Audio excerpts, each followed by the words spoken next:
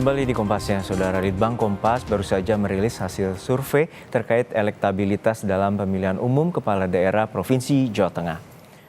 Dari survei yang dilakukan pada 15 hingga 20 Oktober 2024, 28,8% responden menyatakan dukungan pada paslon Andika Perkasa dan Hendrar Prihadi. Sementara 28,1% memilih paslon Ahmad Lutfi dan juga Taj Yassin Maimun. 43,1% masih belum menentukan pilihan atau tidak menjawab. Terkait dengan hasil survei Litbang Kompas elektabilitas Pilkada Jawa Tengah, kita telah terhubung dengan pengamat politik dari Universitas Diponegoro atau Undip, Mas Triyono Lukmantoro. Selamat siang, Mas Triyono.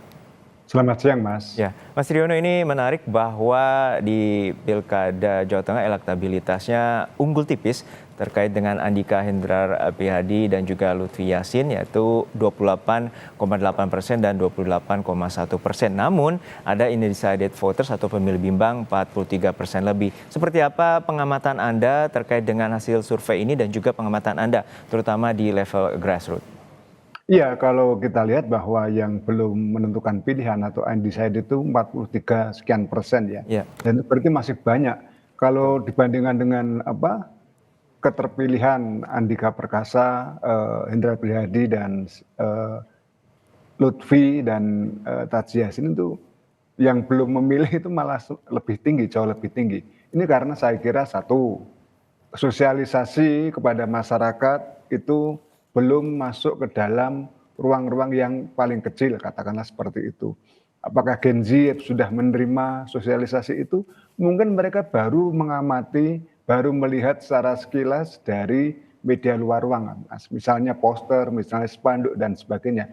Tapi apakah mereka paham bahwa ini adalah kontestan-kontestan Pilkada Jawa Tengah besok ini? Nah, kemudian jangan-jangan juga partai-partai politik bergerak secara maksimal ini, karena bagaimanapun mesin politik ini, partai-partai politik sebagai ujung tombak, ini harus dipanaskan, bukan hanya dipanaskan, sekarang harus mulai bergerak karena pilkada untuk pemilihan umum kan sudah sebentar lagi dijalankan. Kalau tidak nanti ya mereka masih undecided, bahkan mungkin ada juga yang belum tahu bahwa mereka mungkin sudah tahu ada pilkada, iya. Tapi calon-calon itu bagaimana memperkenalkan calon, barangkali generasi Z itu lebih memanfaatkan misalnya adalah media sosial, TikTok lah mungkin, atau Instagram dan sebagainya. Tapi generasi-generasi yang sebelumnya itu bisa jadi ya memang belum terpapar secara baik oleh sosialisasi media ini. Saya kira itu. Ya, Mas Triyono juga menarik dari hasil survei Litbang Kompas bahwa pemilih berpendidikan tinggi itu cenderung untuk memilih pasangan Andika Perkasa dan juga Hendrar Prihadi, dan kemudian untuk pemilih muda juga dari cerminan Litbang Kompas juga seperti demikian. Seperti apa Anda melihatnya bahwa dari kecenderungan pendidikan dan juga kecenderungan dari generasi atau usia ini ada di Andika Perkasa dan juga Hendrar Prihadi? Ya, saya kira bahwa bagaimana mereka yang dari kelas menengah ke atas dan juga berpendidikan tinggi itu lebih punya preferensi memilih Andika Perkasa dan Hendrar Prihadi ini karena memang ya namanya Andika Perkasa ini kan sudah jauh lebih populer pada saat Andika menjadi Panglima TNI zaman Pak Jokowi dulu jadi presiden. Artinya bahwa orang ini dari Jakarta dan sudah punya popularitas, dan yang jelas adalah ya di perkotaan terpaan media, terutama media luar ruang dan juga media sosial, apalagi sekarang juga televisi dan juga internet misalnya YouTube, itu jauh lebih banyak diakses oleh orang-orang dengan pendidikan yang tinggi, dengan sebut saja orang-orang yang tinggal di perkotaan, dan mereka pasti punya kecenderungan untuk memilih, bukan pasti ya, punya kecenderungan untuk memilih siapa yang lebih kenal, dan saya kira juga sosok ya, profil ya, atau figur ini menentukan. Kalau mesin partai tidak bergerak, sekali lagi, figur ini lebih menentukan. Dan kalau kita lihat dari hasil Litbang Kompas, sementara ini kan bahkan Partai Demokrat yang dikatakan sebagai salah satu anggota Kim+ dan juga Golkar, ternyata kecenderungannya banyak atau yang lebih berpreferensi untuk memilih Andika Perkasa ini. Dan menurut saya sekarang kita lihat bukan koalisi partai berapa banyak, tapi adalah pertarungan figur. Ya.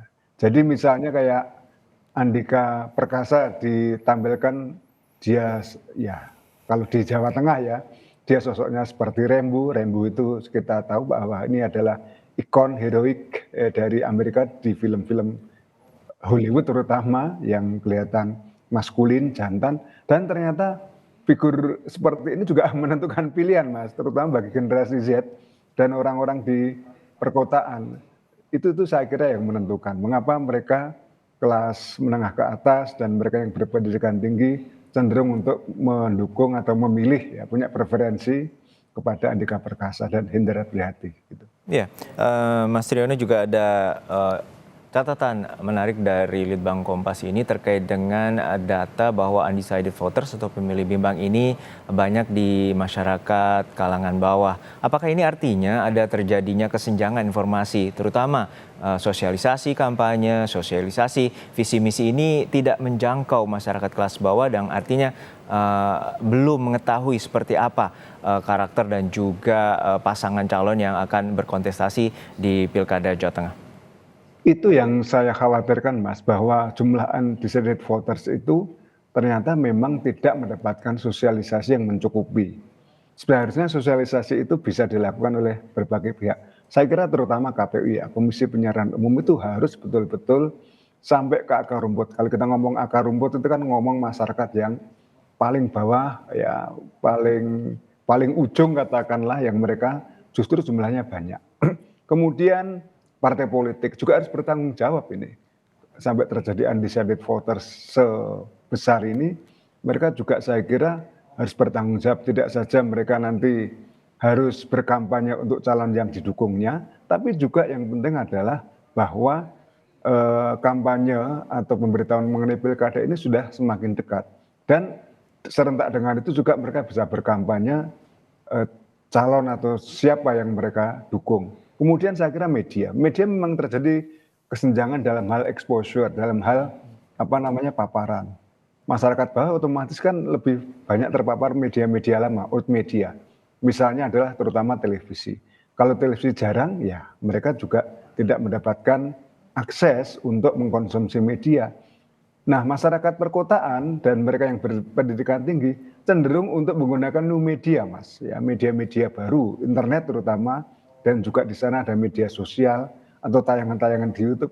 Dan itu lebih bisa membuat mereka itu memilih kira-kira apa yang akan mereka tentukan nanti dalam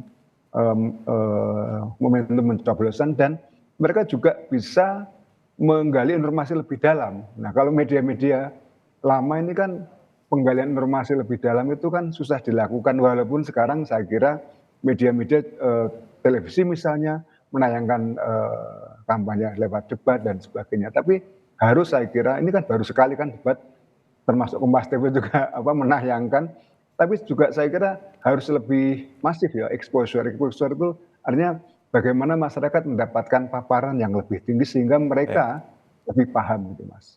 Baik, terima kasih dan menarik untuk dicermati bahwa nilai dari atau angka dari undecided voters atau pemilih bimbang ini mencapai 43,1% dan ini menjadi PR terutama KPU dan juga dari paslon untuk dapat menjangkau masyarakat kelas bawah ini mendapatkan sosialisasi dan juga kampanye terutama visi misi bagi Jawa Tengah 5 tahun ke depan. Terima kasih analisis Anda, pengamat politik dari Universitas Diponegoro, Mas Triyono Lukmantoro telah berbagi bersama kami di Kompas Siang.